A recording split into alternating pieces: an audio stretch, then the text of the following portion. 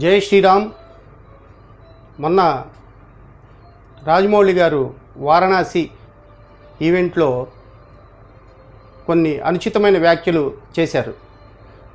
దాన్ని హైపర్ ఆది గారు, రామ్ గోపాల్ వర్మ గారు ఇప్పుడు పొరపాటు తప్పు మాట్లాడటం అనేది మానవ సహజం, దాన్ని సరిదిద్దుకోవడానికి ప్రయత్నించాలి. కానీ హైపర్ ఆది గారు మాట్లాడుతూ రాజమౌళి గారు భారతదేశాన్ని తలెత్తుకునేటట్లు చేశారు, ఆంజనేయ స్వామిని అవమానించలేదు, ఆంజనేయ స్వామి మీద అలిగాడు అని చెప్పి మాట్లాడాడు. అలానే రామ్ గోపాల్ వర్మ గారు కూడా కొన్ని అనుచితమైన వ్యాఖ్యలు చేశారు.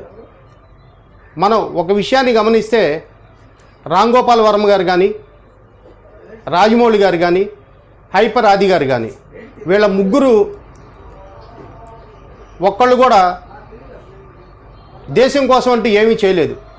వాళ్ళు చేసింది ఏంటంటే డబ్బు సంపాదించుకోవడానికి, ఎంటర్టైన్మెంట్కి సినిమాలు తీశారు, వేల కోట్ల రూపాయలు డబ్బులు సంపాదించుకున్నారు. సంతోషం, మీ డబ్బులు మీరు సంపాదించుకోండి.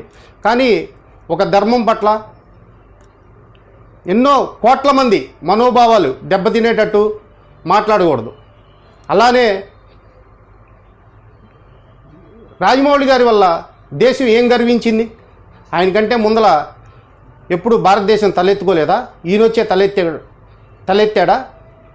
ఓ పని చేయమనండి, ఆయనకున్న ఆస్తులన్నీ చారిటీస్కి ఇచ్చేయమనండి. ఇప్పుడు తిరుమల తిరుపతి దేవస్థానం ఉంది, రోజు లక్షల మందికి భోజనాలు పెడుతుంది. శంకర నేత్రాలయం ఉంది, కొన్ని లక్షల మందికి ఫ్రీగా కంటి వైద్యాలు చేపిస్తుంది. అలానే ఇస్కాన్ టెంపుల్ ఉంది, ఇస్కాన్ వాళ్ళు కూడా కొన్ని లక్షల మందికి ఉచిత భోజనం పెడుతున్నారు. మీ ఆస్తులు కూడా అబ్దుల్ కలాం గారికి లాగా దేశానికి ఇచ్చేయండి. అప్పుడు మీరు నమ్ముతాం, ఓహో వీళ్ళు నిజమైన దేశభక్తులు, వీళ్ళకి మనసులో ఏమీ లేదు అని చెప్పి.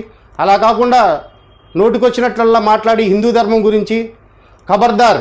ఇంకొకసారి కనుక మీరు హిందూ దేవీ దేవతల గురించి కానీ, హిందూ ధర్మం పట్ల కానీ ఏదైనా అనుచితంగా మాట్లాడితే ఇప్పటివరకు ఉపేక్షించాం, ఇంక నుంచి మేమెవరం కూడా దాన్ని సహించే పరిస్థితుల్లో లేము.